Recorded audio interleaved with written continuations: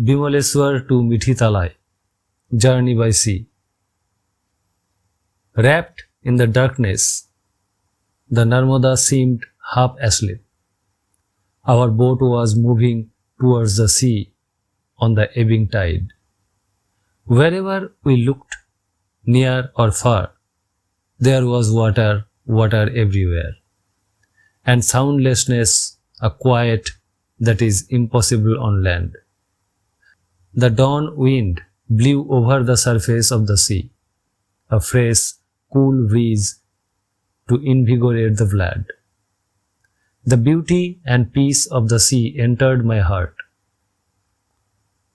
I was filled with boundless happiness. The stars, one by one, took their leave and the eastern sky began to lighten. In no time, the sun rose majestically from the sea and spread its first faint streaks of light, signaling the coming of day. When we had taken our seats in the ferry, the expanse of the sea and the darkness had made us insecure. Even a strong young man like Samlal was very scared. But with the rising sun, the darkness left, and with it the dread. A long horizon was visible across the far immensity of the sea, with a large island called Aliyabet. "Why are you all sitting silent? Why not sing something?" suggested the Parikramavasi lady in the boat. "All right, you begin," said her husband. When we all said the same, she cleared her throat and began to sing softly. Others joined in. It may have been a little out of tune, but in this setting it sounded lovely. In a little while we came to a small island. It looked freshly washed in the morning sunshine. It was a little higher than sea level and would be submerged at high tide. We alighted on it for a little while, then we went on. Now and then, Guman bailed out the water that seeped into the boat. "We are few people in the boat today," he commented. "But when there's a crowd, there's a lot of bickering among the pilgrims over places, luggage, or even old grievances. They bring their land quarrels onto the sea with them." "You speak of the sea," I responded.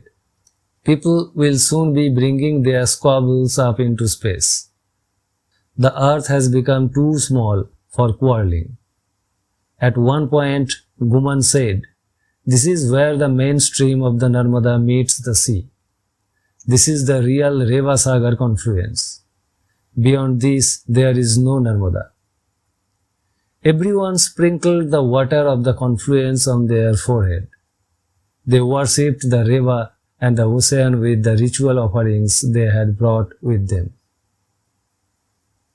Coconuts were dipped in the water and given to Guman.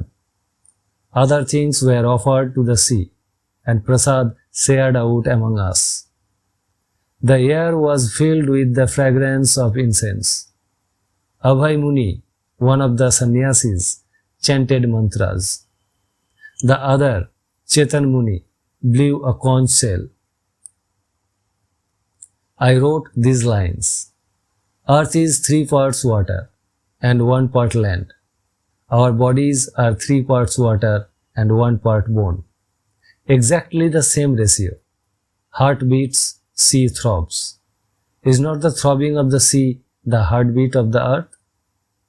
We feel the tug of the sea, our ancestral home. We carry the sea inside us." The poem did not come to me all of a sudden. It had been taunting my imagination for a while now, tempting me to let loose the flow of words. The breeze came in light breaths from the calm sea. More than half the pilgrims had fallen asleep. Even Guman had fallen asleep. A little later, the crewman to whom he had entrusted the boat drifted to sleep too.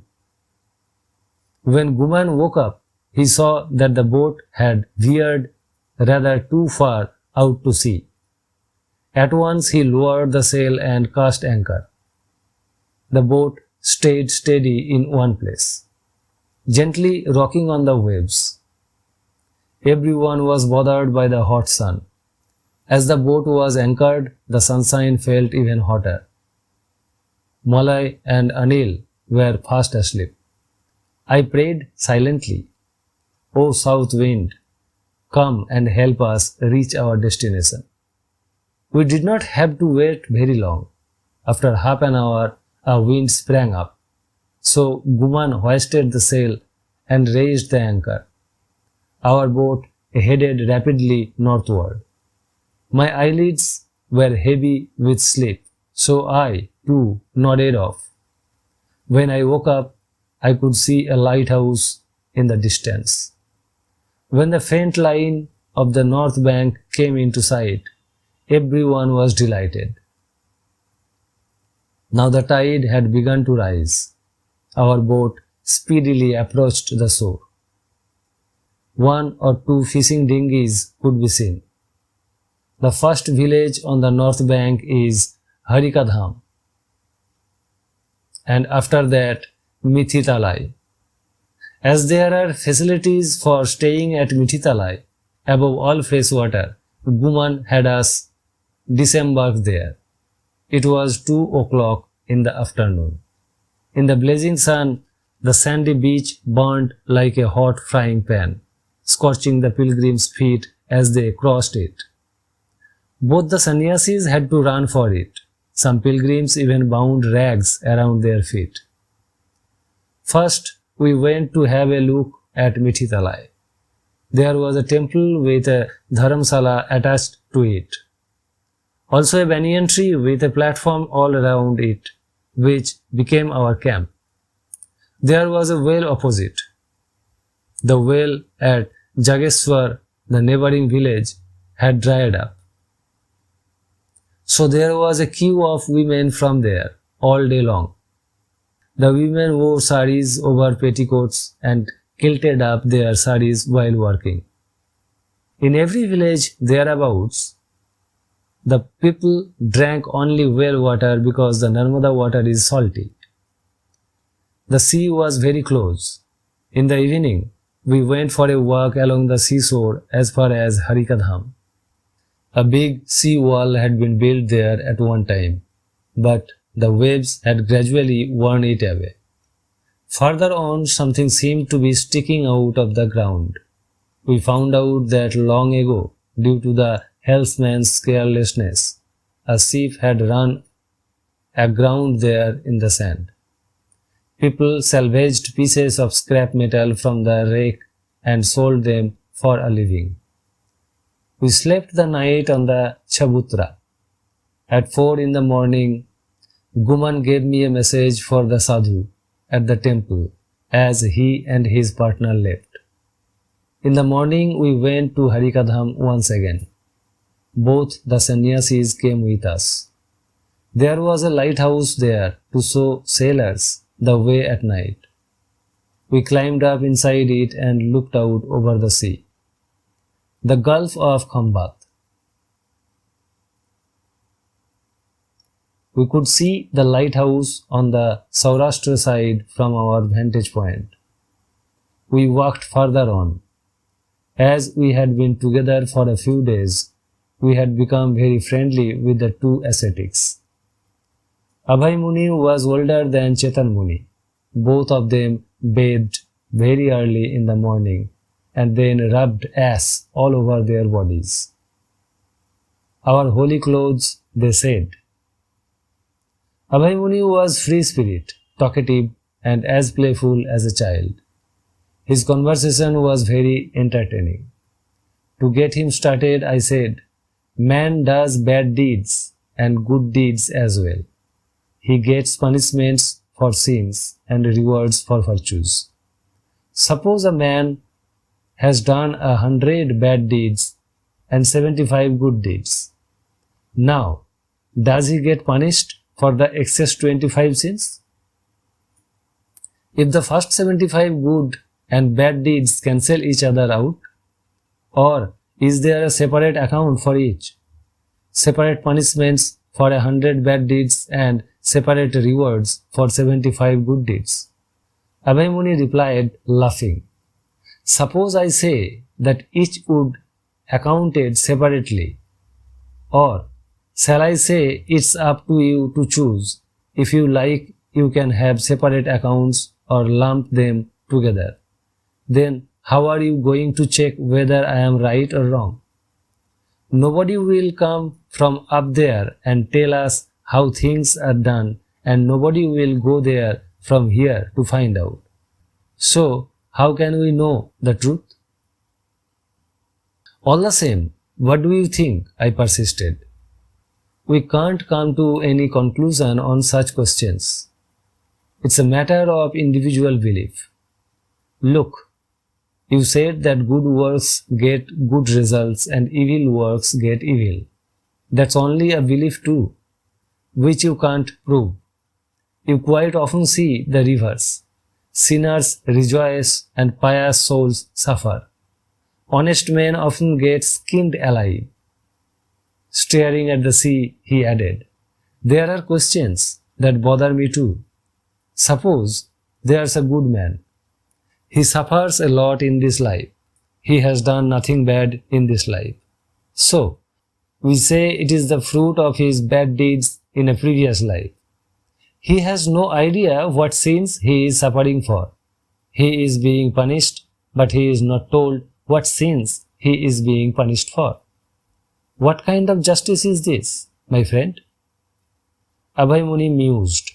I wonder why the Lord gives suspended sentences. Why not give the punishment in this life? The crime in one life, the punishment in some other life. As if the Lord is tempting us. Go on, sin now, pay later. What do you say, Chetan Muni? The usually quiet Chetan Muni replied, it's something like this. A child breaks a glass and his father says nothing at the time. Then, when he is a young man, his father slaps him. Abhay Muni laughed heartily, saying, and he doesn't even tell him what misdeed he is being slapped for. Abhay Muni was in a lively mood, a smile playing on his lips. We don't do good deeds for the sake of the reward, he continued.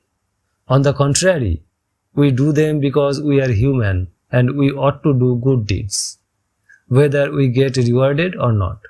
Goodness is not a matter of calculating profits. We listened, spellbound, to his words. After all, suffering is bound to come in life. Even the best of men can't escape it. The Lord does not make 100% bliss for anyone. Why it is like this, we don't know. Yet, though we suffer, we ought to be good. Only then are we fully human. It is demeaning for a human being to do good out of greed or reward. It is beneath the dignity of human beings.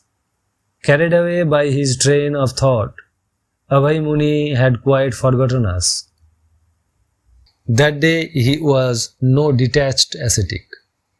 He seemed like a sensitive poet. Sometimes I think that heaven and hell are a fairy tale, an adult fairy tale. People love stories, don't they? We listened in silence as he wove his words together. I have not read the scriptures. I don't know what religion is or is not. But I listen a bit, think a bit. I am speaking from that experience. The Narmada, issuing from a high mountain peak, quenches the thirst of the earth, generously gives away everything she has, flows on continually, and coming here meets the sea. The day she flows inside us, our entire perspective will change. We should give, not take. We should not live for ourselves but for others. It involves a lot of suffering, but suffering voluntarily accepted has its own sweetness. He was quiet for a little while, as if he had withdrawn inside. Now his tone had become serious. This is what happened in Sulpanjari. I was traveling alone. The wheels had snatched everything from me. I had saved nothing at all. I was starving. After a long time, I came to a wheel hut. I told the wheel that I was terribly hungry. He went into the hut and came back with a single chapati made of millet. No salt, no chili with it. Just a plain chapati. I was so hungry that I gulped it down and waited for another one. But another chapati did not come. A little later the wheel came out. I know you are still hungry, he said. There were 4 chapatis altogether in the house. I gave one to you. I took one myself, gave one to my wife, and half each to the 2 children. Now there is neither bread nor flour in the house. You are hungry. We are hungry too. Hearing this story, we were quite speechless. Then he said softly, as if talking to himself, "That is religion." My heart was totally filled with light. We had strolled quite far along the seashore. Unaware of time, we returned through the bare fields.